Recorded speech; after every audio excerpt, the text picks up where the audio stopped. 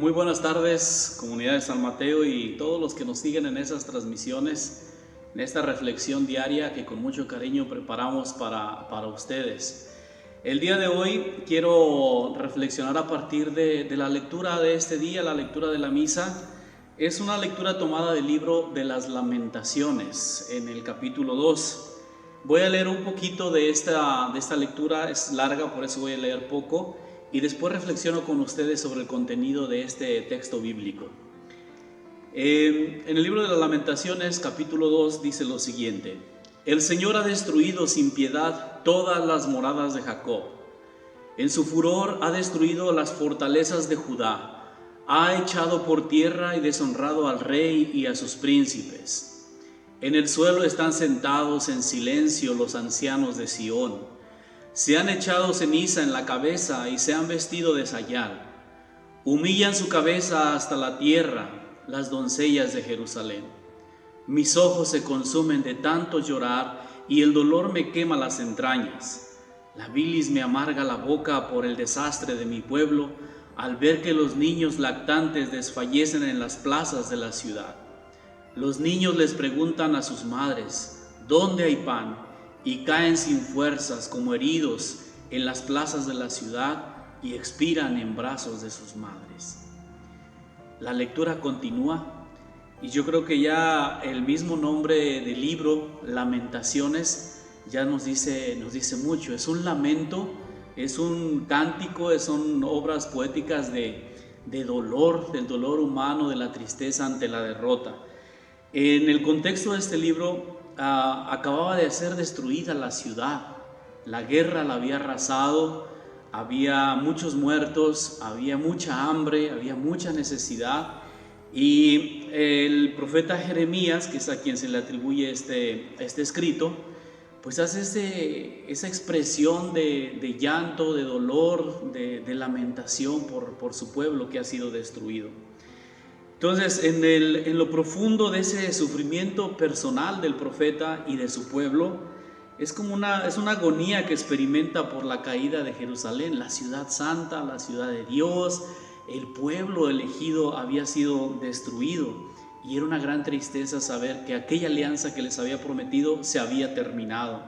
Entonces, la justicia de Dios, al llevar a cabo el derrocamiento de Sión, despierta grandes preguntas. Dice: ¿por qué Dios, si Él estaba de nuestro lado, por qué ha permitido esto? Y entonces parece que ya no hay ninguna esperanza. Jerusalén acaba de caer en manos de sus enemigos. En medio de este episodio, entonces, el profeta levanta la voz por un pueblo despojado de todo, excepto aún remane y permanece aquella esperanza en Dios. Pero él mismo, el profeta, está luchando contra no perder la fe y no perder la esperanza.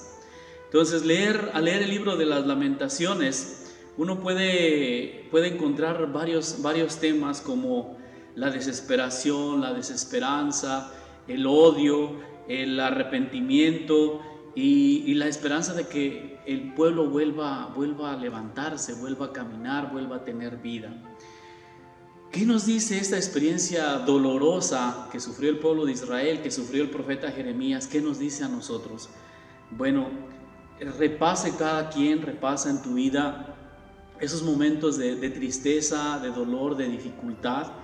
Y precisamente cuando estamos en ese dolor, viene espontánea e inmediatamente la pregunta: ¿por qué Dios? ¿Por qué yo? ¿Por qué me tocó a mí? ¿Por qué has permitido esto en mi vida? Son las preguntas que todos nos hacemos. Las respuestas no siempre las tenemos, y el lamento y el dolor pues lo desahoga uno de muchas maneras. Podemos enojarnos con Dios, con la vida, con los demás, con todo lo que sucede, pero ojalá que en medio de todo eso, en medio de ese dolor, la esperanza nunca desaparezca. Porque aún el profeta, en medio de esa tristeza que siente, de ese llanto, de esa impotencia de no poder ayudar a aquellos niños que mueren de hambre o que caen desmayados en las plazas, aún ahí hay esperanza y espera que Dios haga algo más por ellos. No hay forma de explicar por qué suceden las cosas. Muchas veces las pérdidas, la enfermedad, la muerte, accidentes, tantas cosas malas que nos pueden suceder. No hay manera de explicarlos. En lo personal siempre he creído esto, que nuestra realidad humana nos permite ver muy cortito en relación con el contexto amplio de la vida, de la historia y del mundo. Y nosotros lo que alcanzamos a ver es lo que nos toca, lo que nos duele, y es ahí donde está nuestra vida, donde se realiza en el día a día. Pero tengo siempre esa esperanza y esa convicción de que Dios está por encima de eso y que Él alcanza a ver horizontes mucho más grandes que nosotros. Entonces les comparto esto para que en momentos difíciles piensa que Dios tiene algo mucho más grande, Dios tiene la respuesta, Dios está ahí para ayudarte, aunque en el momento ni lo sentimos, aunque en el momento estemos enojados, aunque en el momento no queramos saber nada. Entonces ojalá que confiando en que Él estará ahí en medio de las pruebas, las que estamos pasando, las que nos toca enfrentar en la vida, nunca perdamos la fe, nunca perdamos la esperanza, porque Dios en su momento se hará presente y de esas malas experiencias también seguramente aprenderemos algo. Que así sea.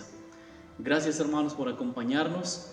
Vamos a encomendarnos a Dios, a pedirle que nos dé fortaleza en nuestras debilidades, que nos dé ánimo cuando nos sentimos tristes, decaídos o solos, y que nuestra fe nos mantenga para ir adelante, y que cosas buenas podamos experimentar y revivir, y por supuesto ayudar a los demás en lo que ellos necesitan. Que el Señor esté con ustedes y con tu espíritu. La bendición de Dios Todopoderoso, Padre, Hijo y Espíritu Santo, descienda y les acompañe siempre. Amén.